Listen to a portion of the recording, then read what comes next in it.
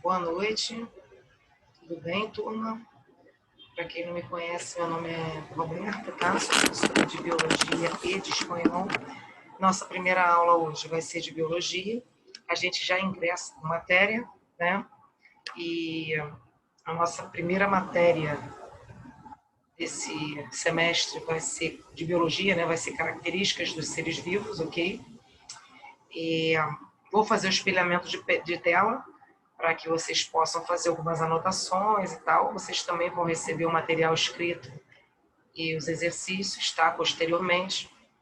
Mas é bom que vocês visualizem que a aula se torna mais dinâmica, tá? Vou fazer o compartilhamento.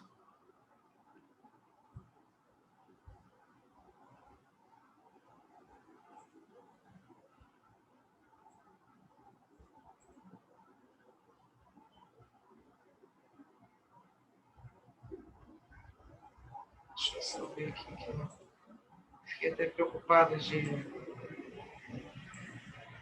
ter encerrado a reunião, porque eu já gravei algumas e o Zoom está fechando a tela. Então, vamos lá. Biologia vem do grego bios, né, que significa vida, e logos, que significa estudo, ou seja, biologia é a ciência que estuda os seres vivos desde a sua anatomia, sua fisiologia, até as interações estabelecidas com o ambiente. Tá? Características dos seres vivos, que é a nossa matéria de hoje. Organização celular.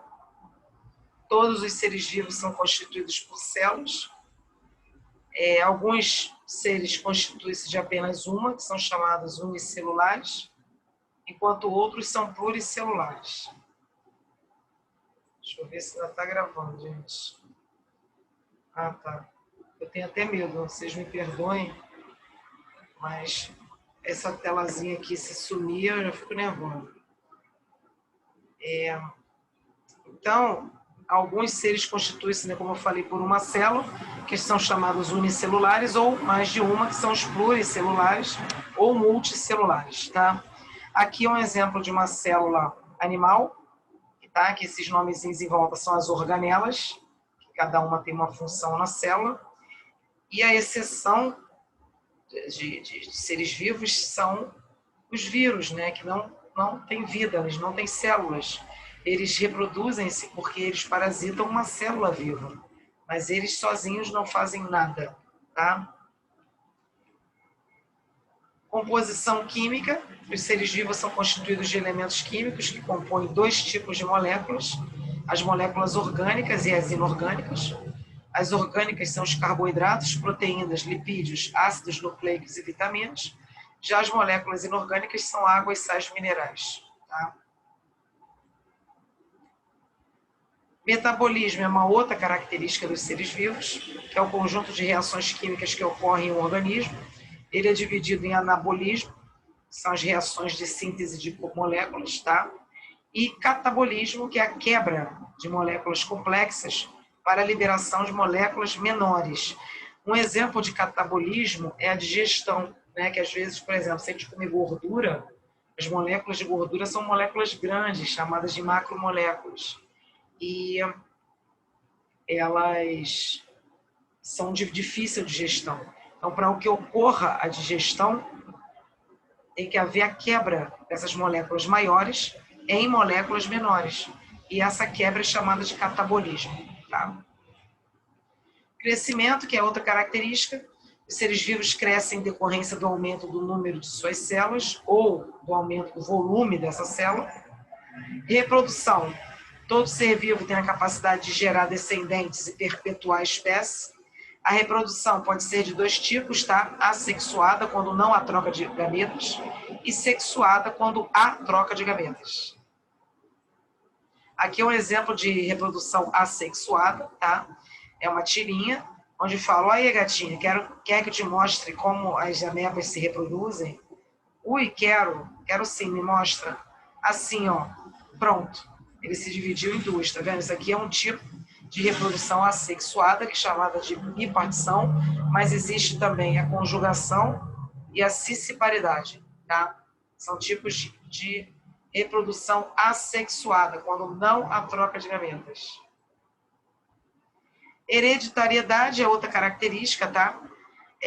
Onde os seres vivos são determinados pelo seu material genético, que é o DNA, como aqui na foto, que são transmitidos aos seus descendentes. Então, aqui na foto é uma fita de DNA, tá vendo? Fita dupla. RNA é uma fita só, DNA são duas fitas enroladas, tá? Espiralizadas, que chamam. Essas tirinhas aqui são as bases nitrogenadas, né? Nós temos a adenina, citosina, guanina e timina, tá? No DNA. E no RNA, no lugar da timina, tem a uracila, tá? Mas também tem guanina, citosina e adenina.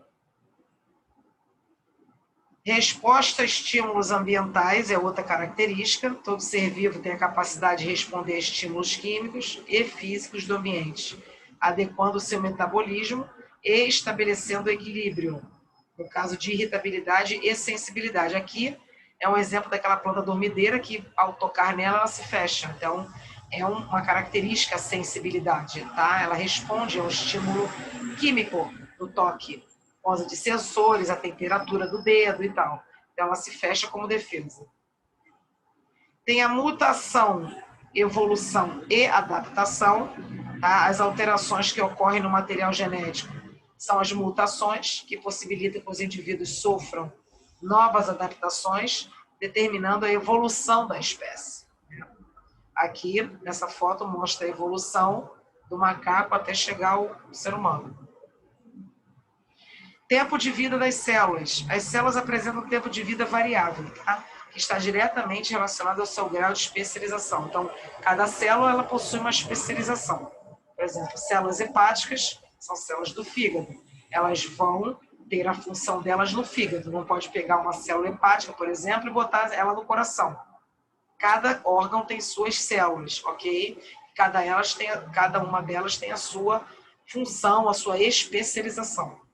Então, são classificadas quanto ao tempo de vida em 3 tipos de células: as lábeis, as estáveis e as permanentes. As lábeis têm um ciclo vital curto e são originadas de células com alta capacidade de multiplicação, como, por exemplo, os gametas, né, que são as células sexuais, e as hemácias, que são as células do sangue. Elas são células lábeis.